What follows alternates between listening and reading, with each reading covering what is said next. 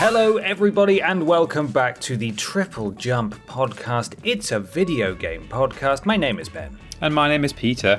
Hello, Peter. Hello, Ben. How are you doing this week? I'm doing good. It's been a double birthday week for me. A double birthday? A double birthday, yeah. It was my birthday, and then 5 days later was Amy's Beyonce. I was going to say Amy's Beyonce. Amy's Beyonce. It's because I said Amy, and then I was thinking of the word fiance, and then I was thinking of the word birthday, so I said Beyonce. Amy is your Beyonce, though. Yeah, it was my Beyonce Amy's birthday, birthday on like a few days after. So that was very nice. I've had a little week-long celebration week.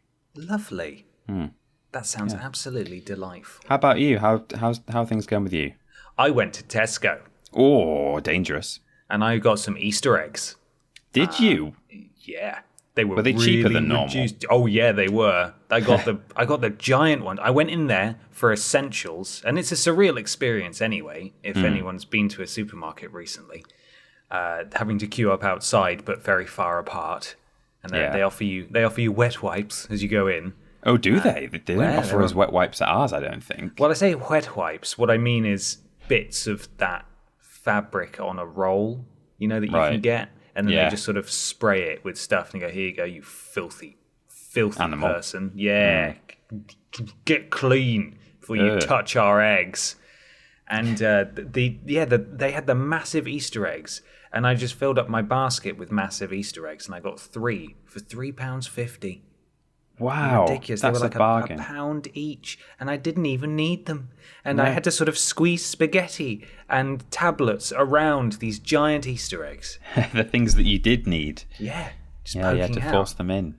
It was very exciting. It was a real experience. But apart from that, I'm good, man. I'm good. I'm playing the video games. Yeah. We're going to talk about the video games because this is, Peter, a video game podcast. That's true. It is one of those. That's what it is. That's how it be sometimes.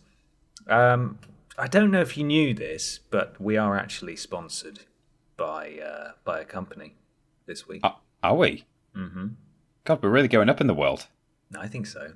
Yeah. It's pretty exciting. Who's our sponsor? Well, I've got the ad read here. This week, Triple Jump is sponsored by a video game cookbook. And it's exciting. This is brand new. It's got 2 recipes in it. 2? That's it. Just 2. But they're very new and they're very exciting. It's more of a video game pamphlet, really. Well, yeah, but it's got a recipe booklet. I mean, a recipe pamphlet, yeah, sorry. Yeah. We've got the PlayStation Chive. Of course, yes, the PlayStation Chive. Which is sort of a cheese-based dish featuring chives quite heavily, as you might be able to imagine. But due to the complex construction of the PlayStation Chive, it is actually possible to plug in an HDMI cable to the PlayStation Chive. Oh, really? That's very good. It doesn't do anything, but you can plug it in, and it just sort of squelches in there. Yeah, I guess you can plug an HDMI cable into a lot of foods if you think about it. A jelly. This is the first one that advertises it. Yeah. They're breaking ground on this one. It'll also cost you £7,500 just to get the ingredients for the PlayStation Chive. Yeah, because parts are limited. Ingredients are limited. So coming holiday 2020. But also there's the Xbox Series X. Oh, delicious! Oh, fantastic! I mean, they're at a shortage right now. They're at a premium. Eggs. Yes, they are. You need 6 AA batteries to really enjoy the Xbox Series X. Mm-hmm. You just sort of poke those in, just anywhere really. Gives sort of a metallic taste to the dish, but it's quite delicious. It's really nice with a bit of red sauce of death, I've heard. Yes, it is. Yeah. Frank's red hot sauce of death. Yeah, absolutely. And then it'll give you a red. Yeah.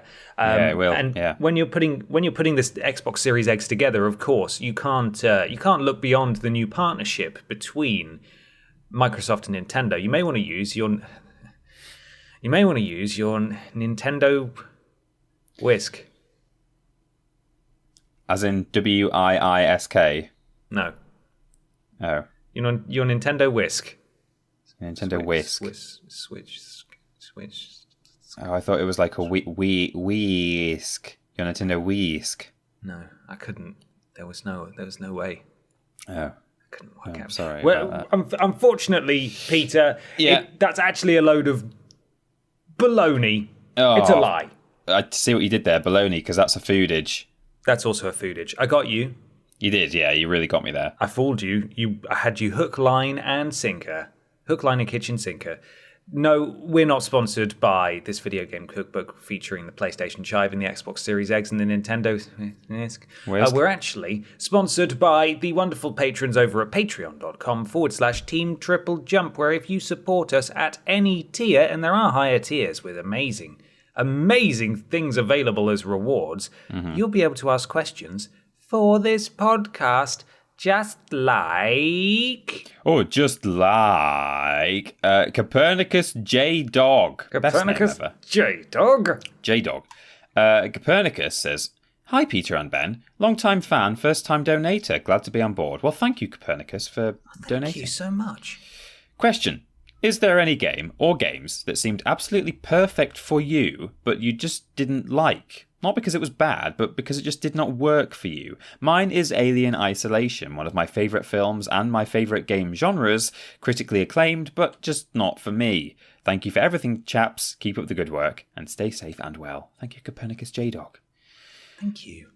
Well, there's one game, I don't know if I think it sort of qualifies for this question, in that I've talked about it before in a very positive way. So it is something that I did like, but I just wasn't able to get through it and enjoy it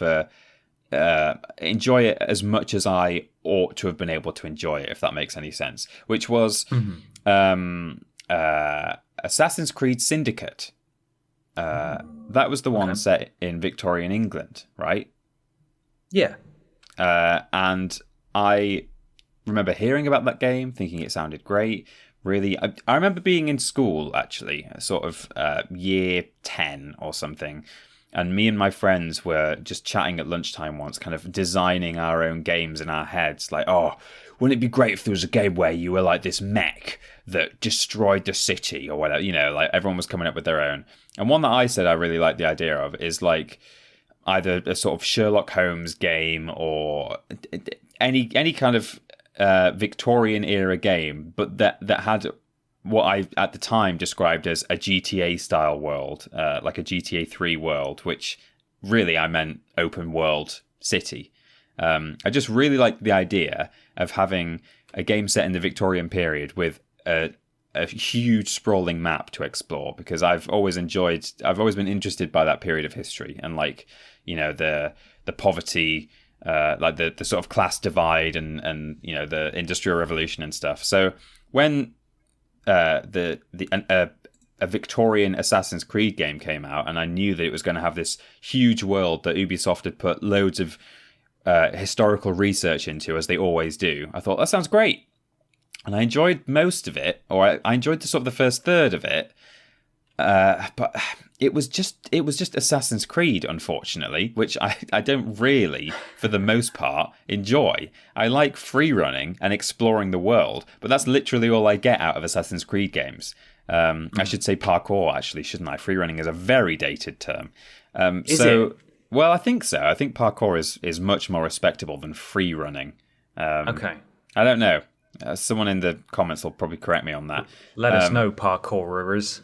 Yeah. In any case, the thing that I enjoyed about that game was running around and exploring this Victorian city. I really liked that.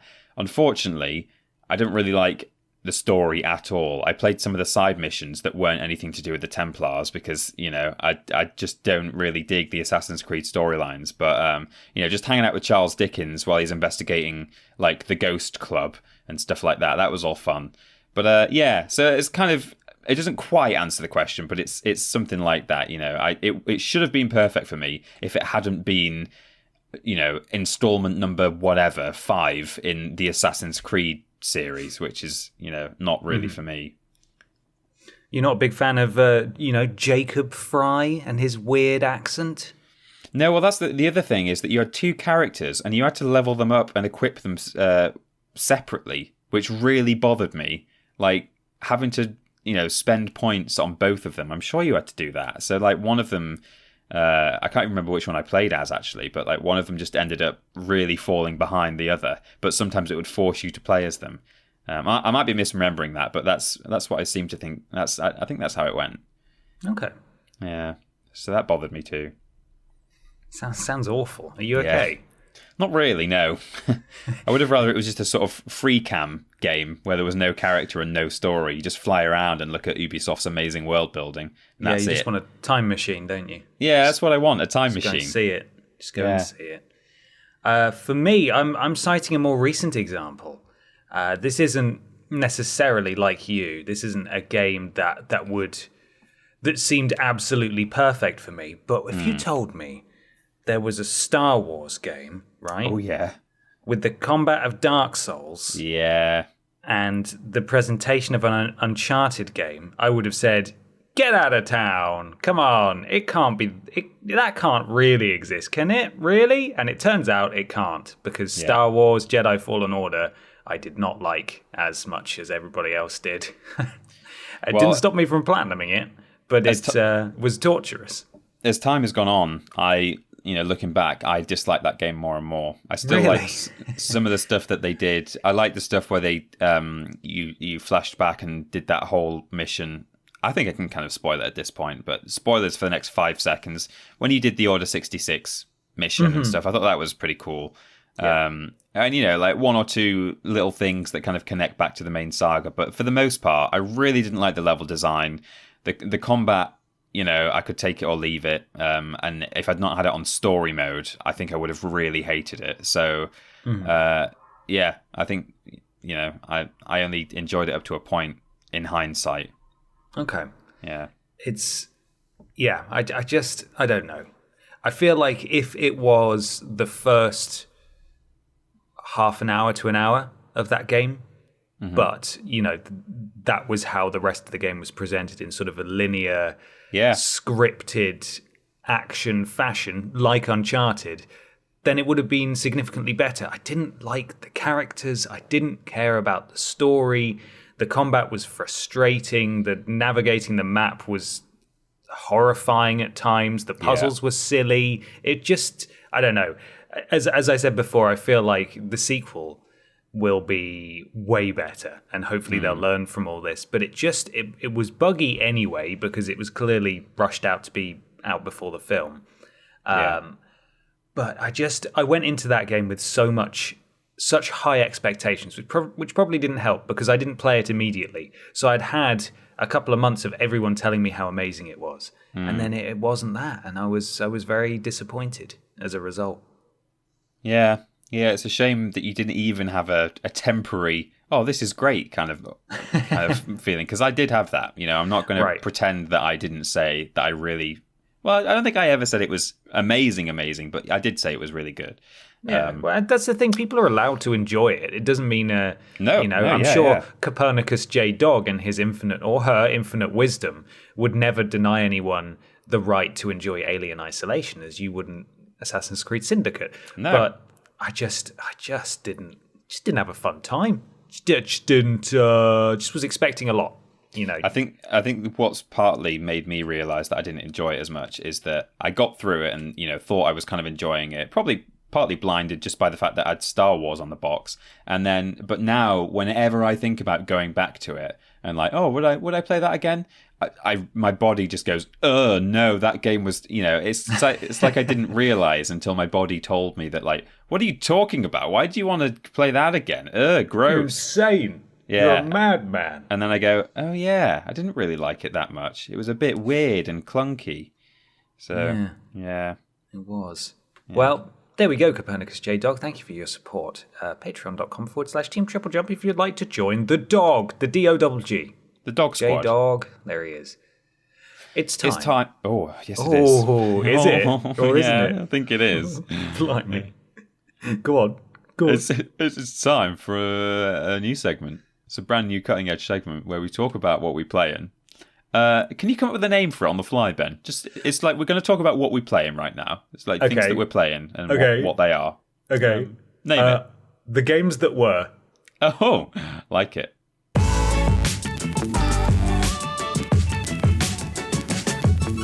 It's time for the games that were. Peter, what were the games that? Which were. I've got them here. Okay. I have done 3 of the games. So on my birthday, I did a little stream over on our other venture, Vidiots, our part-time thing, which we played some Jackbox Party Pack, just the number 1, because I thought more people are likely to have that. Mind you, they don't need it, do they? Because they can just all go to the website. I hadn't even thought of that at the time, but Well, it was very thoughtful of you. Anyway. It was, wasn't it? Yeah. Anyway, people were very familiar with it anyway, so you don't have to explain the games because we've all either played it or seen it. So yeah, we played some Jackbox. That was super fun. Did a bit of drawful and fibbage and stuff like that. So that was great. I played more Jedi Academy, which I'm thoroughly enjoying. We went to Hoth Echo Base and rode on some Tauntauns. We did some Tim Tams. Some Tim Tams, yeah. We did a speeder bike section as well, which is really bad.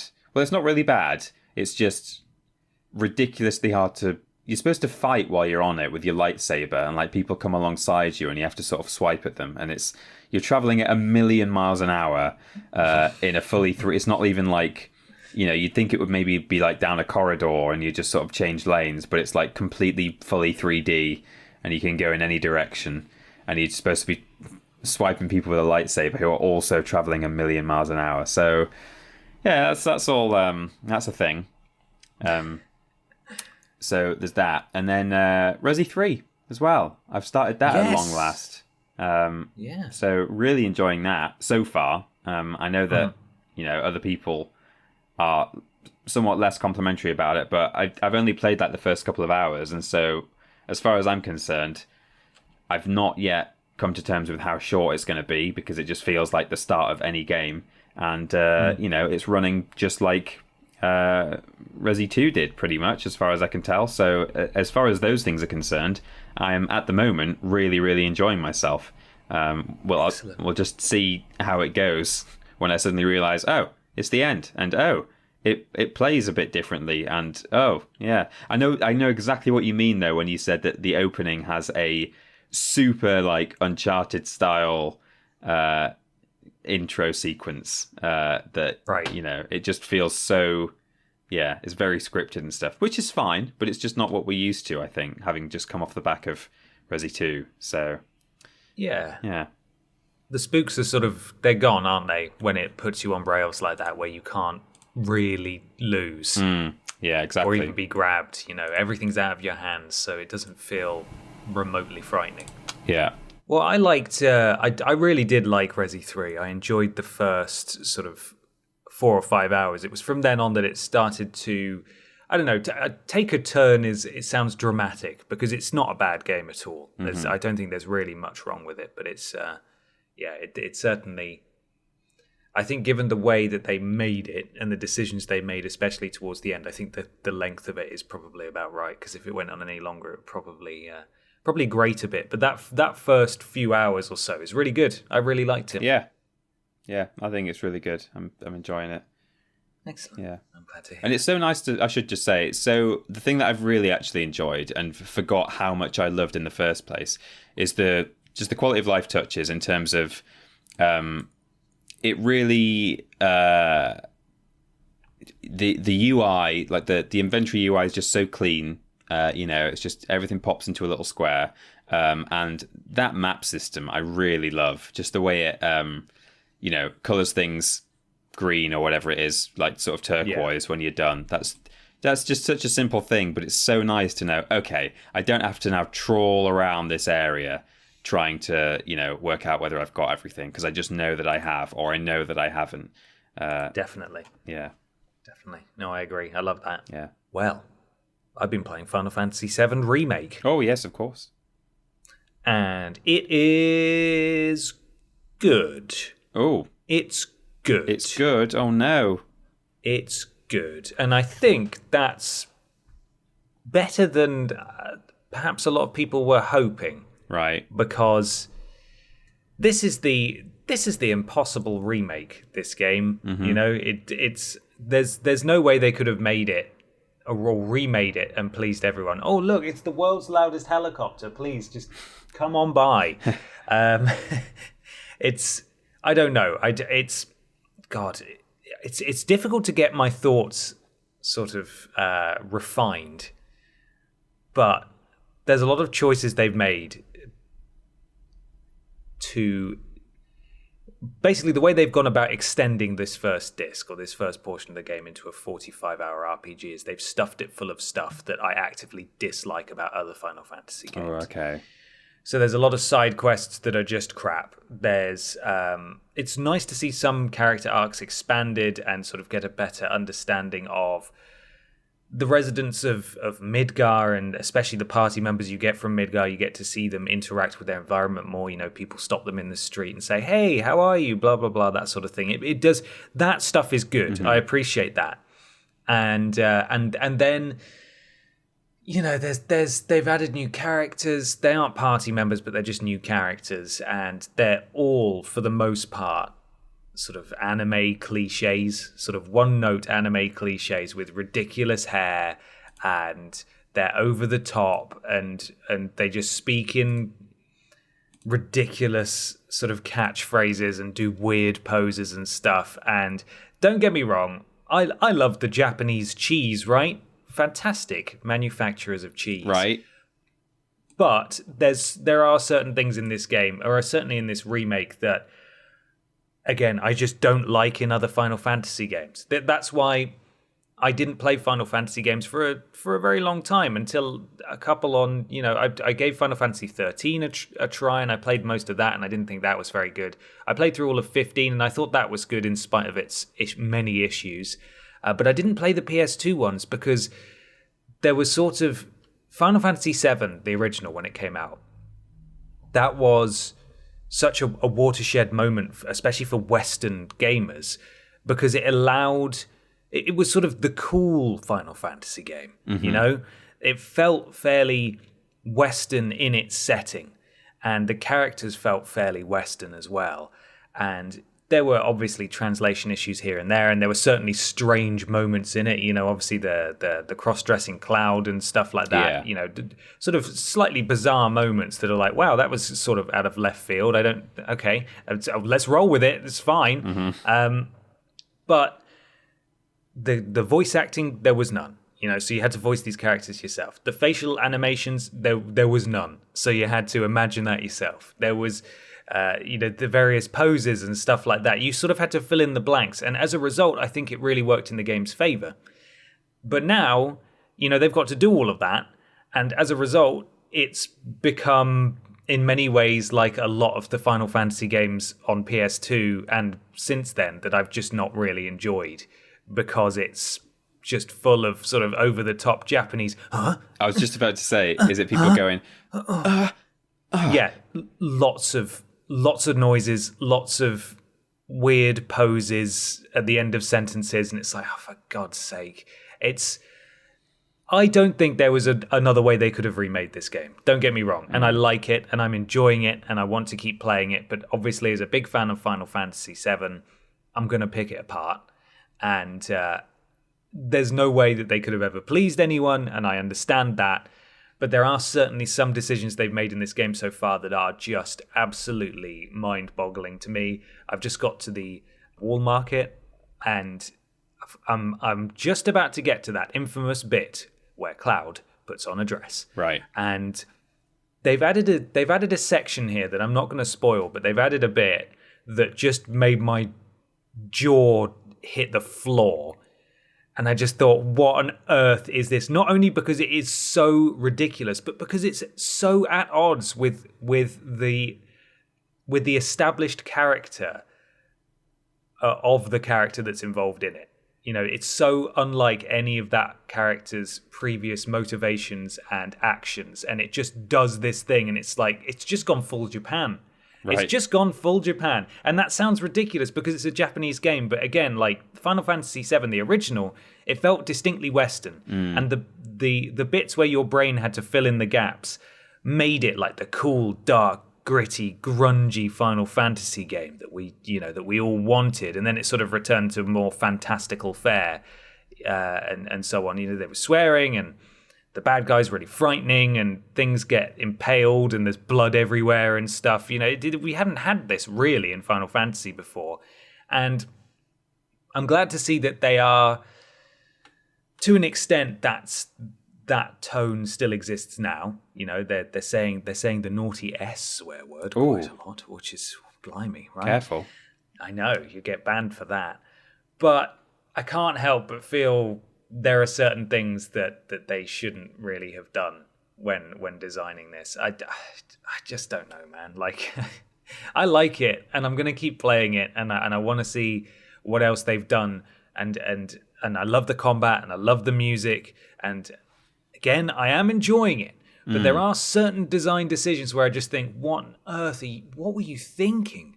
What is that? Why am I going and looking for cats?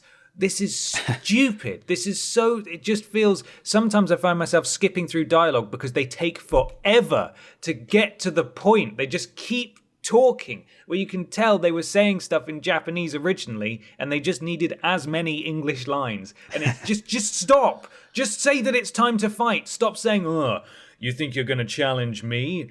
I'm the guy who did this. I've done all of it. And it's like, just let me fight you, please, for the love of God. Yeah. I don't even know who you are. You're just some B character. Stop wasting my time. Let me get back to the combat, please. There was no way they could have made this game and pleased everyone. No. And they're absolutely not going to please everyone. And I'm so glad that this game exists. And I like it. And I will keep playing it. But good Lord, there are certainly some things that I would change, even if it meant perhaps shortening the length a little bit. Yeah, well, I was just working out whether to say I'm sorry or not to hear about, because obviously I know you were really looking forward to this game, but you're saying that you like it, so that's a good thing. Yeah, I am. I'm being critical of it, because I think that's important, even when you enjoy something. Yeah. Because God, there's a lot of stuff in this game that I think is really stupid, and stuff that it doesn't tarnish the original. That's not what my issue is, because the original will always be there. It's on PS4. You can go play it, and I know I can go and play it. I own like 6 copies of it, and that's fine. But this new one, that if they didn't do this, if they did it differently, people would have a go at them for not doing it this way. There's no way they could win, and but certainly they could have, avoided certain things that they've done in this game. So far. We'll see how it goes. Much like me with Resi 3. Yeah, I'd be interested to know other people's thoughts. Let me know on Twitter. I realise some people perhaps will see these things as I see them, but just won't be bothered by them because they're just enjoying it, and that's wonderful, and I'm glad to hear that. And I have spoken to friends who've said, I loved it, absolutely loved it, from start to finish. And then I've spoken to other friends who've said, yeah, it's good, and I'm enjoying it more on my second playthrough, but yeah, that bit is really, really dumb. So it's, I don't think it's a Marmite game necessarily, but if you want your Final Fantasy VII Remake, you've got to have your weirdness in there as well, apparently. That's the only way to do it. Well, I hope it gets better for you. Me too. Okay. I hope so. Well, it's probably time to move on to another question, I think. Yeah. This is from Francesca. Would you like to read it? I shall. Hello guys, hope you're keeping safe and sane during this lockdown. Something that has always bugged me is the fact that a lot of games have happy endings. You, the player, are the saviour and always win/rescue whatever requires it. But I find that if the storytelling is exceptional, then I actually prefer endings when all is lost, like the Nier series. Spoilers, Francesca! Are there any games you wished didn't have a happy ending? What are your thoughts on this? I've got an answer here that is not a list of games that I wish didn't have happy endings. My answer instead is no, actually. I don't think there are any games I wish didn't have a happy ending. I love a happy ending. I think even in like horror films where, I understand why in horror films they like to have a scary ending because it's supposed to leave you with that sense of unease so that when you're driving home in the car from the cinema, you wonder whether the murderer is on your back seat. And when you go to bed at night, you're scared to sleep. He was on the back seat. He was there the whole time. Now. Yeah. It's much easier to leave someone with that sense of, oh, scary, if you have a scary ending at the end, and it's not like, oh, well, we saw the shark blow up because there was an air tank in its mouth and the guy shot it. So I feel that way. So I understand why they do that in like horror films, and I think maybe it works there possibly, but I think everywhere else in media, I much prefer a happier ending. Even in horror video games, I think it's like really nice to feel like, I guess I'll tell you why I think that. Actually, I've just realized what the answer is that you actually put the work in to like work towards a resolution. And although I think there is obviously a lot of like big narrative impact to, getting to the end and feeling like, oh, but it's not all roses. It's not all good. The grass isn't always greener. I still think that when you put all that work in, you kind of want something back from it. And I think like to not have your moment of victory can sometimes leave you a little disappointed. I don't mind if an ending is a bit of both. So, you take The Last of Us, which is infamous for, the sort of controversial moment in the final act of the game. And you could say, oh, well, that game has a bit of a, it doesn't have a happy ending, does it? But, at least there's an element of reward in that you make it to the sanctuary that you've been, you've been looking for somewhere safe to sort of start a life. And, Ellie and Joel are both alive. So there's still some satisfaction there. And I'm pleased, of course, that game has its gut punch moment. And I don't mind when, a beloved character dies at the end of a game, as long as there's still some kind of, well, it was a worthy sacrifice kind of thing, But I think if a game ends with the villain winning or the hero dying and not having achieved what you've been working towards for anything from 8 to 80 hours, I'm pleased when games have a happy ending, to be honest. Yeah. What about you?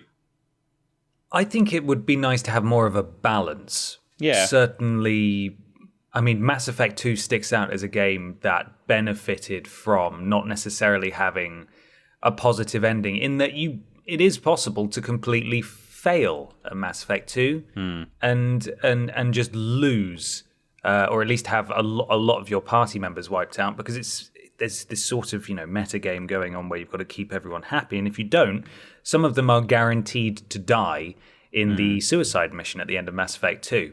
And it's really bittersweet. I suppose I prefer bittersweet endings, like The Last of Us. One where it's not, at the end, everyone died. Thanks for playing, but more sobering, perhaps. You see Commander Shepard stood over the coffins of your party members that you've been with for 30 hours or so. And it's sad, and I think that does help. But you've got to remember that video games technically is still a medium in its infancy, especially when it comes to dramatic storytelling. Yeah. So when looking at movies, you get more feel-good ending movies than bad, of course. But and then when you extrapolate that to games and their inexperience in this sort of area, that means there's almost no games that end with either a bittersweet moment or an all is lost moment. No. I'd certainly like to see more, especially as games get more comprehensive with their storytelling and the risks they're willing to take. You'll never get it in an EA Star Wars game, for example, because that is a popcorn game. That's a sell as many copies to as many people kind of game, and I think that's fine where it is. We need games like that. They can't all be miserable. No. But certainly, you look at Sony's first-party roster, you look at God of War, you look at The Last of Us, you look at Horizon, and so on. There's definitely scope in there for their writers and their creative leads to take more risks and perhaps pursue these different paths. It's something that's rarely explored in games, and something I would certainly like to see a big budget game have the fortitude to try, because I think it would be really interesting. Yeah, I do. I think you're right that we're not likely to see loads and loads of those as time goes on. I think there will always be those, as you say, those popcorny kind of games, and there should be. That's how it should be. But equally, I think that bittersweet is I guess that's what I was going for. I think The Last of Us is a very good example, actually, where you make it to the end, you're both still alive, you've found a sanctuary, and the sun has literally come out and is shining down on the chain link fence that you're about to walk through. But there was that massive gut punch. Or as you say, Mass Effect as well. You're standing over some coffins, but you know that, hey, but at least we did it, and it was a hero sacrifice. I think definitely I'm all about those. That's fine. It's just I don't want to see the villain chaining me to a rock and saying all that effort for nothing, and then the camera pans out. I was just about to ask what was the name of that game again, because there's Peter's one experience with a game where he lost everything and he never got any redemption. Haven Call of the King. Haven Call of the King. There we go. If it were a first party big budget Sony game, for example, Haven Call of the King, I would like to see perhaps them adopt the approach of a series of movies that is known to be like a trilogy or a quadrilogy or whatever. They know there's going to be a sequel. That's the plan. It's based on books, for example, where they can afford literally to have the first game end on either a cliffhanger or with a literal all is lost moment, because you're going to get that redemption in the second game. I don't think we've ever had that. That's what they were going for with Haven. They wanted to do a trilogy, and it just didn't sell well enough. And that's the risk with games, isn't it? Because they're so expensive to make. Yeah, you need to have the right backing that's committed all the way through. So it would need to be the right property. It would need to have the right level of success or guaranteed level of success, which is why it would probably have to be a first party game, and it wouldn't have the luxury of being able to wait too long before a sequel came out. It would ideally need to be within 2 years. And at least nowadays, if they realised after having released a game that, oh God, we've not sold enough, all that development effort for nothing, then they could possibly just quickly rush out a final mission where suddenly he breaks free from the chains and kills the demon man, instead of releasing 2 more games that they just are not allowed to make anymore because the publisher says they can't. They could possibly just wrap it up with a bit of a DLC. You can't do that now. You can do that now. You couldn't do that then. So yeah. I'd be interested to see that, though. I would. I'd like to see some risks taken in that department for sure. Mm-hmm. Yeah. Definitely. Well, if you were left chained to a rock for 2 decades, I suppose that would be considered a little bit weird, a little bit strange. Where's my paper? I need to get my paper. Certainly would be an unusual thing. Yeah, let me get my paper. Sorry, let me just grab my... Sorry. Yeah. Just move some fish food out of the way. Okay, I've got my... You got your paper? I've got a letter from 10 Downing Street here that they sent to everyone. Stay home. Yeah. It's time for Weird News.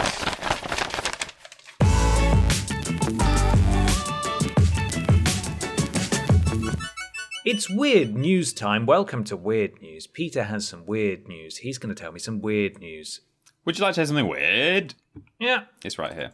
It is from... let me pull it up. Just pull it up. I've got it. Okay. Activision Blizzard. Yeah. Activision Blizzard CEO Bobby Kotick gave 10,000 employees his personal mobile number. Okay. Are you aware Is that intentional? Well, I will tell you. Is that how you say it? Is Bobby Kotick, isn't it? It is. Yeah. I suppose I've heard it pronounced both ways, but I would wager it's Kotick. I've usually heard Kotick, but anyway. Companies in the video game industry are handling the ongoing COVID-19 pandemic in various ways, from retailers dragging their feet in protecting their employees to studios implementing work-from-home policies. Activision Blizzard's plans include giving 10,000 workers a direct line to CEO Bobby Kotick. During a recent appearance on CNBC, Kotick spoke at length about how Activision Blizzard has approached the pandemic. Kotick said that much like at other companies, Activision Blizzard employees around the world will be working remotely for the foreseeable future, and that employees will be receiving mental health support and childcare providers if needed. Activision Blizzard also paid for home broadband upgrades and allowed workers to take home any equipment necessary for their jobs. And if they have any questions or concerns, they can ring up Kotick personally and speak to the top executive of their company, a detail that Kotaku has confirmed with an Activision employee. We've got a quote here. About a month ago, we sent out an email from my email address with my phone number, Kotick said. We encouraged every single employee that has a concern that relates to their healthcare to contact me directly. So far, that's been working well. When asked how many employees have actually contacted him, Kotick said a few hundred have taken the opportunity to reach out. Additional initiatives being supported by Activision Blizzard include a clinical trial at the University of California, Los Angeles that Kotick said will provide a low-cost, widely available antiviral medication at the onset of COVID-19 symptoms. The company is also reportedly backing development of a new blood serum test. Oh. Wow. I don't want Activision involved in that. No, it sounds like a supervillain waiting to happen, doesn't it? Bobby Kotick and his blood serum test. Oh, God. I don't want Bobby's blood serum. No. Kotick has long been a controversial figure in the gaming industry due in part to his sizable paycheck. Kotaku reported that Kotick made 309 times the median Activision Blizzard employee in 2017. Last year, Kotick announced during a quarterly earnings call that the company would lay off around 800 workers right after declaring 2019 a record year for Activision Blizzard, and one employee described the cuts as a bloodbath. We covered that on our first ever podcast. We did, yeah. It's possibly a blood serum bath. I think that's what he... Oh, there it is. That's how he maintains his youth. That's where the research started. He bathes in the serum of the median Activision Blizzard employee. Oh, God. Finally, it says, but hey, if that happens again, at least they'll have a way to tell their boss exactly how they feel. Well, that's my concern, right? That would be my concern. Clearly, it's not his actual phone number. It's just a phone he's been given for this PR stunt. Yeah. But that... Why... I'm amazed at... A, I'm amazed it hasn't leaked yet. Yeah. B, the fact it hasn't leaked yet makes me question whether or not it's actually real, or if it was handed out to very, very few people. Just enough that if Kotaku asked someone, they would go, "Oh yeah, I've got it." Yeah, I don't know. There's a lot of information. That's a ride. That article. There's a lot that goes on there. But Bobby Kotick, quite widely despised, and that's fair enough. Because his company is bad and he should feel bad. I know, it felt really strange reading that article and listing all the good things that Activision Blizzard are doing. It's made me feel unwell, to be honest. Yeah, I don't get it. They should look after their staff. Yeah. We'll keep them alive, but we're not going to pay them. No. That, I should say, was written by Ian Walker on Kotaku. Ian Walker. Thank you, Ian. Ian Walker. Ben, have you got any other weird stuff going on? I certainly have. Are you ready to be reunited with an old flame? Well, I don't know who it is. It depends. This is from Push Square. I hope it's not Mrs. Gibbon. No, it's not Mrs. Gibbon. Okay. Unauthorized PS4 version of Cooking Mama, Cookstar, is the latest in ongoing fiasco. What? Unauthorized? You remember Mama? I remember Mama. God, how could I forget? Even better than Mama. Well, buckle in, my dude, because this is... Hopefully you'll be able to keep up. There's a lot going on. Oh, God. Recently, you may have heard all about Cooking Mama Cookstar, a Nintendo Switch game that was purportedly also coming to PlayStation 4. The story of this latest entry in the beloved culinary series has been pretty dramatic. While most of it applies to the Switch edition of the game, a new statement from IP holder Office Create, remember that name, drags PS4 into the equation as well. But let's go through the whole thing to get up to speed. Our sister site, Nintendo Life, has been covering this saga, and it all begins with a botched digital release. The game was made available for sale in certain regions, only for it to be pulled just days later. Oh. While some physical retailers are still selling boxed copies of the title, and the publisher resorting to selling copies itself, the digital edition was removed swiftly with no explanation. Shortly after that, rumours began flying about cryptocurrency. The game was reported to include blockchain technology, but word was being shared that it was being used to mine for cryptocurrency in the background. Oh my god. These claims were quickly denied by the developer, but data miners discovered the code for such a system was removed prior to release. Oh. Some thought this to be the reason for the game's removal from sale, but the aforementioned data miners also found out there were audio files ripped straight from YouTube videos within the title. Could this have been the reason it was taken off digital shelves? Well, with yesterday's news statement from Office Create, we learn a little more about what actually happened. According to the IP holder, the release of Cooking Mama Cookstar was unauthorized and a direct breach of contract by publisher Planet Entertainment. Office Create, the IP holder, goes on to say the game failed to meet quality checks, but that it was pushed out for release against its say-so. This explains why it appeared on Nintendo's eShop and disappeared soon after. It then discusses a PS4 version of the game that's currently being promoted. Office Create has not licensed Planet or any other entity to create any Cooking Mama games for PS4, the company says. The license agreement, as you might imagine, has been stripped away from Planet Entertainment, but it apparently continues to advertise and sell the unauthorized version of Cooking Mama Cookstar. It's quite the journey for what is meant to be a light-hearted game about making food. We don't imagine it's over either, with Office Create evaluating all legal action against Planet. We can see this whole situation getting worse before it gets better. We can also safely assume the PS4 release of Cookstar, which was never greenlit in the first place, will never see the light of day. And that was from Stephen Tailby there. So what the flip is going on? That's bizarre. Like, they were granted, certain rights to put that game out, and they were like, we're going to release it on PS4. And they said, no. What? No. No, we didn't say you could do that. And they're going, well, we're doing it anyway. I know you've said no. It. I know you've legally probably served us and told us to stop. We're just going to carry on. So Office Create owns the IP for Cooking Mama. Right. They authorized Planet Entertainment, a publisher, to create a new Cooking Mama game, Cooking Mama Cookstar.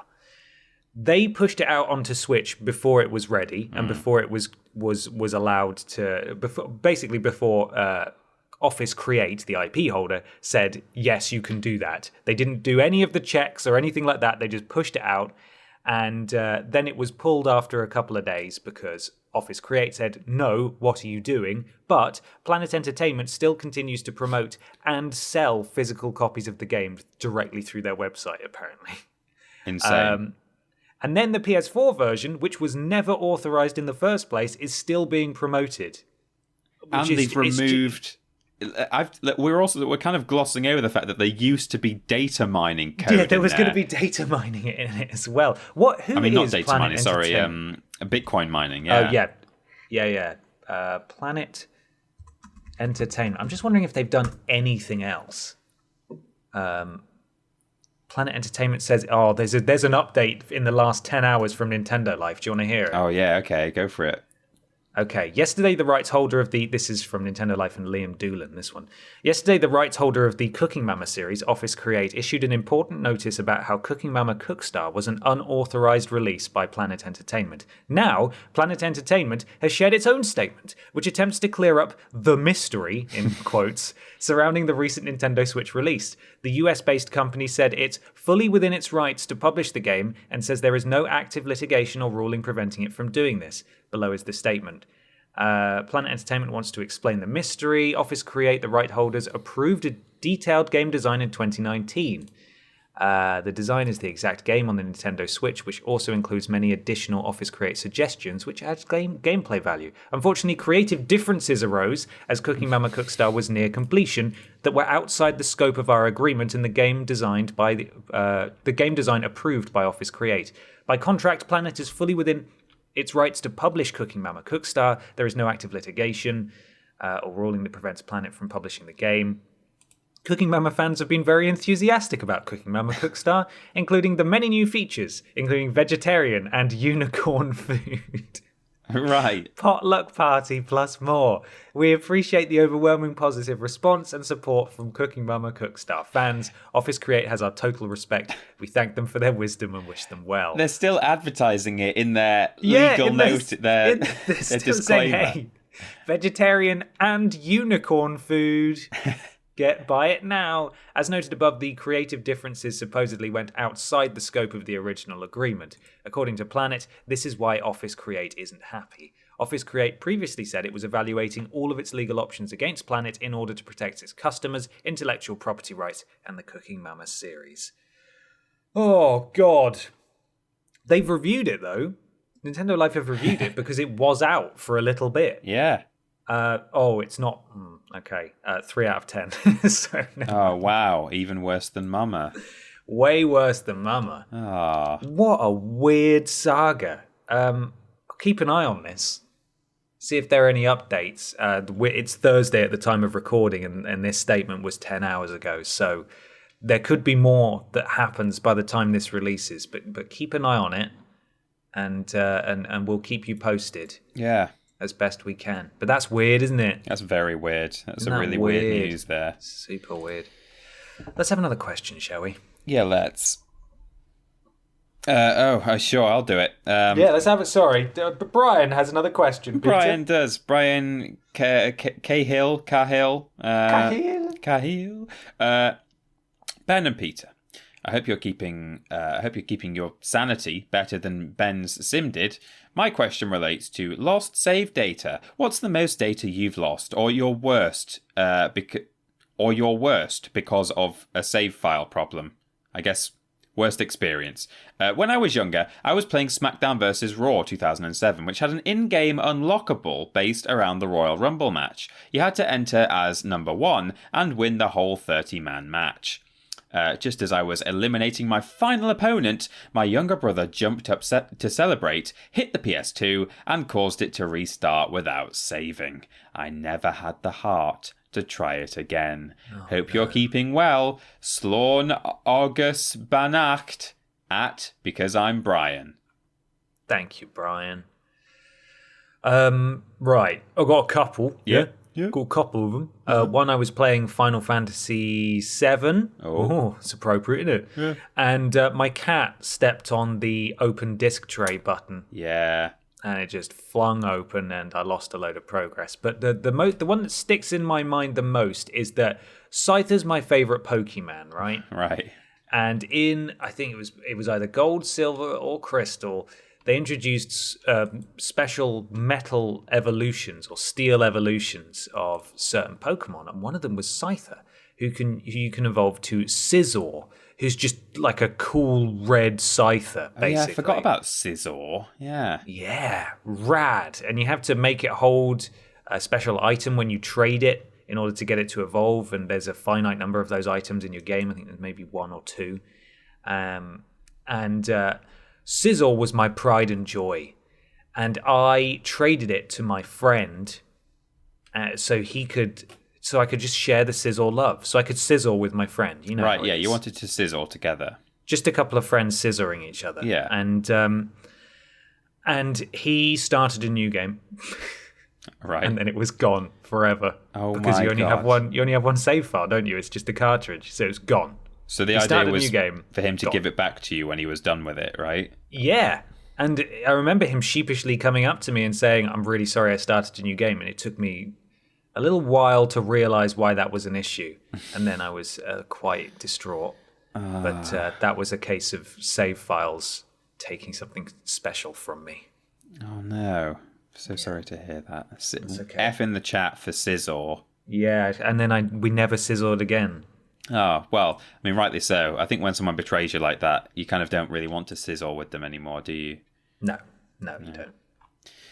Oh. Well, for me, I've been trying to think of anything that, has really affected me. And, I kind of felt, as I was reading this question for the first time, I thought, something's going to pop in my mind by the time I finish this sentence, because, it's the kind of thing that leaves a mark, isn't it?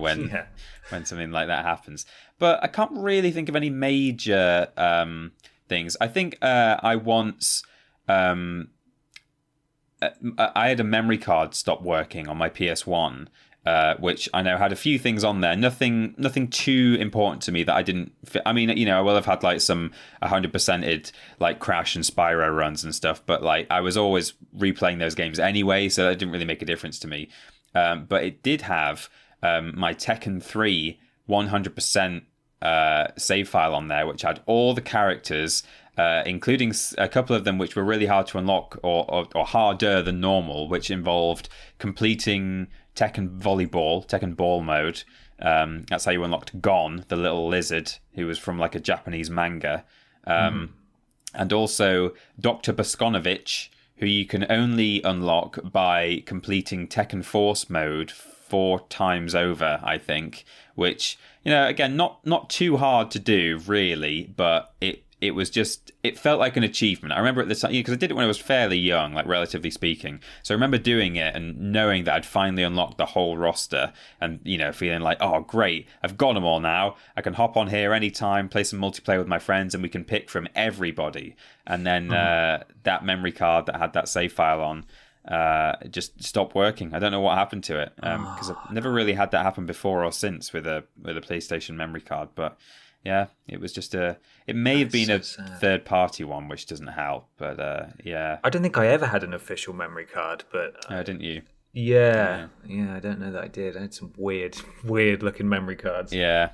There was also one time where, foolishly, like a big dumb fool face, I was one of my my main Oblivion character, I think I only had one save file. That I was I used to periodically clean up the save menu anyway. Like I would use plenty because, that's how you cheat your way into locked doors and stuff. You just save it and then use all your lockpicks and then quick load and then go again. But I would often clean up the menu or the list of files.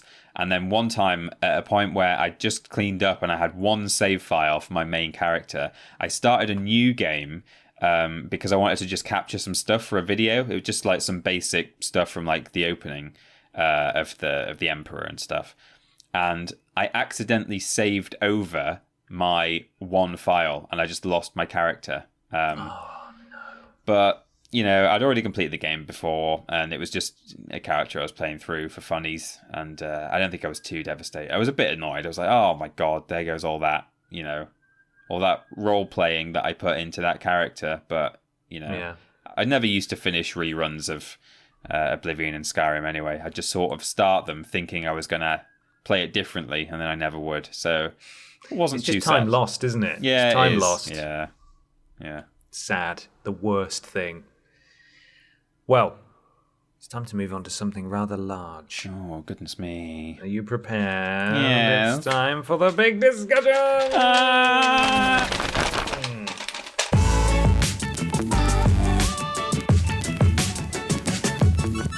Big discussion time. This week's big discussion comes from Jonesy. Jonesy! And it slots right into our field of expertise as two very, very professional streamer boys. He was a streamer boy. He said, donate blips and please subscribe to my OnlyFans. Or girl. Boy. Hey guys, I started streaming on Twitch in August last year and have just come back to it after 3 months off. I should mention it's because of your streams that I took the decision to start. Oh, joyous. Hope you're enjoying it. One thing I've always had an issue with is picking games to play through and finding the right balance of it being a game I enjoy, the viewers will enjoy, and that I don't have to concentrate too hard on so I don't ignore chat. Which games do you think suit streaming best, and are there any you felt would be perfect but ended up not working, or vice versa? Thank you for all your content recently. It's really helping a lot of us through this difficult time. Cheers, Jonesy! Thank you, Jonesy. It's a good question. Yeah. This is something that I feel like we've probably each mentioned independently of one another live on our various streams, because there is definitely a balance. Neither you or I are full-time streamers, and there's a real difference there. because people who stream for 5-6 hours at a time, several days a week, they're probably in a better position to not only play games that you or I don't have the luxury of, sort of longer games, games that that would take us weeks and weeks and weeks to get through, but would take them maybe a week to get through. Yeah. And also, some streamers, especially once they've settled into their groove, are actually able to quite happy, and their audience is quite happy, for them to just stream and largely sort of ignore chat because they're just concentrating on the game, which is something neither you or I don't know why my voice did that there, or neither you or I feel particularly comfortable ignoring chat, really, because we want to engage with the audience, and we don't stream. I know we're streaming more often now, but we don't stream as regularly as full-time streamers. So what is your experience with that, and what would you advise Jonesy to do? Yeah, well, see, this is something that we've both had before, as you say, and actually, despite the fact that I've been stung in the past, like playing games like, for example, Halo Combat Evolved, I remember feeling like, a lot of people are asking me about this game, because people want to know about the story, and people were coming in and saying, "Oh, what have I missed? Let me know where we're up to." And it was the kind of game where there being like a fair bit of story to keep people caught up on, but it's also a game where I have to very much concentrate. I guess it's similar to like I guess not Dark Souls in a way. I guess you don't necessarily have to catch people up on the lore, but you probably have to be reminding people what you're doing and where you're going, and all the while there's some big scary monsters coming at you. So but the problem is that although we've been stung in the past, I never really stop and think, oh, am I going to be able to talk to the chat about this? I always forget to ask myself that question when I'm picking a game. So it's still happening to me now. Like Jedi Academy, I'm finding is okay. I'm getting away with it because your character is usually blocking all the time when people are shooting at them, which does drain their force ability, but they've got like a lot of it, and I'm playing it on the easiest mode. So if I'm looking at the chat and someone's shooting at me, I'm normally fine, but I am still having to very much pay attention to the game. So all I would say to Jonesy is just actually think about that question before you pick a game, which is something that I still somehow don't do. I just pick a game like, oh, I like that game, and then I start playing it, and I'm like, oh, it's one of these, isn't it? Oh man, I really didn't. Oh no. But I would say, in terms of games that I think have worked really well, stuff where you can actually not only have the time to talk to the to check the chat and respond to people, but also stuff where the chat can really get involved in the game itself. I think they work super well. So I really enjoyed playing Little Inferno, and I was asking the chat to help me out with the combos. You get like special combos for like burning things together and stuff, and you can see the name of the combo before you've ticked it off the list, and it's like a clue in the name of like the two things you're supposed to burn, but you don't know what they are.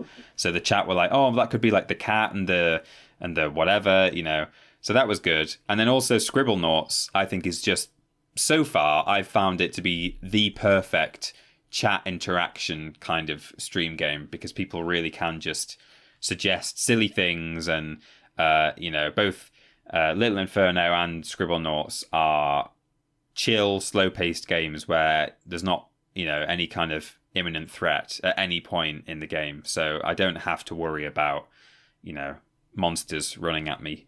What about you? I think I'm largely in agreement with you. I find games that are cutscene heavy, particularly narrative games, they're a challenge to stream. So particularly things that I've never played before, that I'm playing for the first time. Games where you can't really stop and take a breather to read chat and stuff without pausing it.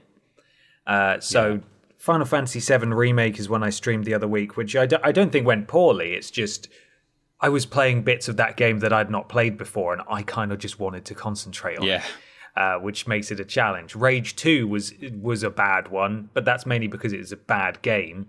But it was just like, I'm not really into this, and I don't feel like it's a particularly good stream game. Uncharted was really good fun to stream, but equally long game. Lots of cutscenes, difficult for people to jump in halfway through and just watch. I really like the games that are a bit more laid back, or games that like the back of your hand. You see people. Yeah. I watch a lot of Lobos Jr. on I watch his VODs mainly on YouTube after the fact, but he's a Souls-born streamer, and he does challenge runs all the time, sort of ridiculous challenge runs with mods and that kind of stuff. And he knows the game so well at this point that he's able to just sort of read chat as he goes. And that was sort of like my playthrough I did for Dark Souls 1 a couple of years ago. I knew the game very well, and so I was able to read chat a lot while I did it too. But yeah, it's just, you've got to find a game that you actually want to play. Yeah. And a game that if you want to talk to chat, a game that lets you do that, a game that allows you to stop and look over at chat and read it every so often. Animal Crossing, Stardew Valley, those are fun games to stream because they're just super laid back, and those worked really well. I imagine RuneScape is a similar sort of thing. Minecraft, again, same thing. Unless you're in combat, you're able to read chat all you want, really. It's games that demand your undivided attention, especially if you're looking to cultivate your community by engaging with them. And unless you're doing some insane feats in those games, fighting games, for example, or FPSs or battle royales, unless you're incredibly good at them and getting a lot of attention for that reason alone, like a ninja, for example, then you're going to want to play something that lets you actually engage with your audience. And so you want to look at something perhaps a little bit more laid back, or even just pepper in those more intense games as and when. Yeah, or even games. So like it's easy to kind of think, oh well, I best not play, any games that have like, semi-frequent combat or anything like that. But there's actually some games where you might initially discount them, but really, if there's a lot of downtime between fights, that can be enough. If you know that a fight isn't going to last too long, and then that after the fight is done, you're going to have a lot of time to chat. So something that immediately comes to mind is like something like Skyrim.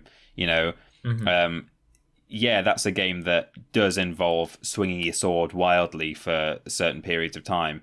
But actually, if you think about it, a lot of Bethesda RPGs have a lot of downtime in between fights where you're just sort of exploring a room, looking in boxes, listening to, reading notes and things like that.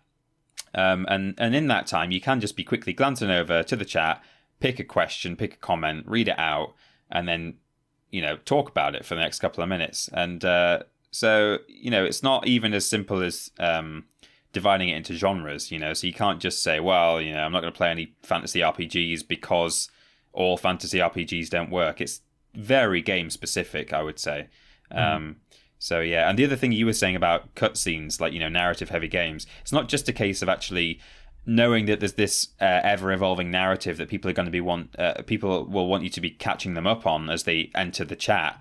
But even just the fact that when there is a cutscene playing in a game, I usually, when I'm streaming, I want to be quiet and sit and let people listen to it, even if I've got the subtitles on. So that also, as soon as a cutscene starts playing, that's a whole, minute or 2 minutes or 5 minutes where you're not going to be able to address anything that's whizzing past in the chat. So again, anything that's going to be playing a lot of stuff where you're going to want to be quiet and let the chat listen to it, that can be, that can hinder the amount of interaction that you can do because you're having to not talk for that period of time.